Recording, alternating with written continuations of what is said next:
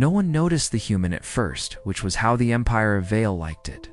Servants were supposed to drift at the edge of history, silent, bowed, and forgettable. So when the royal court gathered beneath the mirrored dome of the Star Palace to decide the fate of Teren IX, the human stood at the wall with a silver tray and a gray servant collar. Invisible by design, the Empress lounged upon her obsidian throne. Princes debated fleet honors, jeweled ministers competed to sound ruthless. And Princess Aliera watched with boredom. They called Teren IX rebellious. But everyone in the chamber knew rebellion was just the ceremonial word for any colony that resisted being stripped clean. One admiral proposed orbital strikes, another suggested public executions. A third recommended scattering the moon's population through labor contracts until the colony existed only as a cautionary rumor. That was the plan the court liked best, because cruelty always sounded intelligent when wrapped in policy.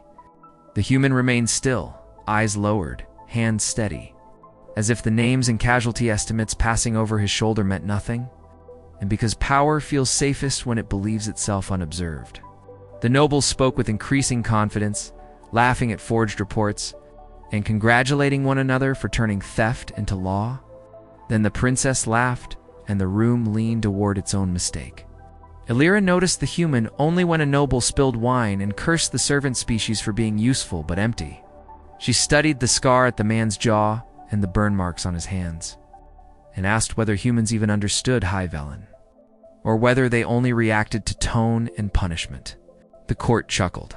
A minister said that made them ideal attendants. They heard history without ever grasping it. Even the Empress smiled at that. Pleased by the shape of her court's contempt, the human refilled a goblet and remained quiet, which encouraged them further. Because arrogance always speaks more freely in front of those it considers lesser, they discussed bribed governors, falsified rebel attacks, vanished witnesses, and finally, the real purpose of tonight's decree. Not pacification, but erasure. Teren IX would be emptied, renamed, and sold off in pieces until memory itself lost the trail.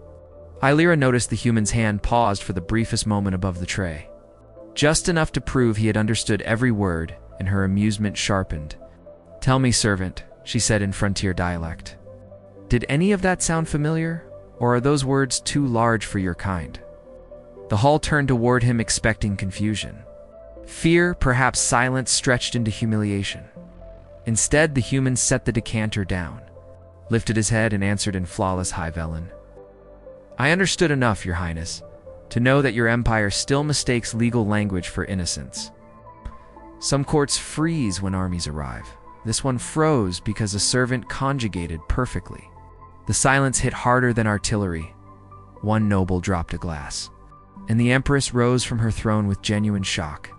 "Who taught you that language?" she demanded. The human did not bow. "Your schools, your prisons, your occupation offices," he replied. "Your empire insisted on teaching my people how it worked, and then wondered why some of us started taking notes." He reached into his robe and placed a black data seal on the marble floor. Every general in the chamber recognized the crest at once. "Throne Command Archive, impossible," whispered old General Sarvin.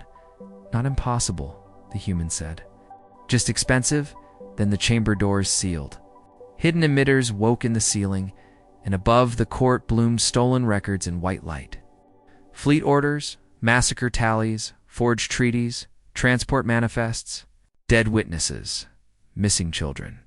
The full machinery of imperial theft stripped bare and written in its own hand. Panic broke formation at once. Ministers shouted for guards, nobles shouted for denials. Princes demanded system control, but half the palace network was already locked out. The human stepped away from the wall, no longer servant, no longer background, and spoke with the calm of someone finally arriving at the point of 11 years. "I carried wine in this room long enough to memorize your names, your access rhythms, your rivalries, and every lie you told yourselves about why the conquered should accept your order." The Empress ordered his execution, but the command did not move. "While you celebrated tonight," the human said, 3 evidence streams left this palace. One to the border fleets, one to the occupied moons, and one to your provincial governors by dawn. Everyone under your crown will know Teren IX was never rebellion. only theft polished into paperwork. Empires fear rebellion. But what they truly cannot survive is verification. The first distant explosions rolled through the palace seconds later. Not an invasion from outside, but the sound of loyal systems failing as captains, dock workers, and occupation troops received the same files now blazing above the throne room. The projections shifted to live feeds.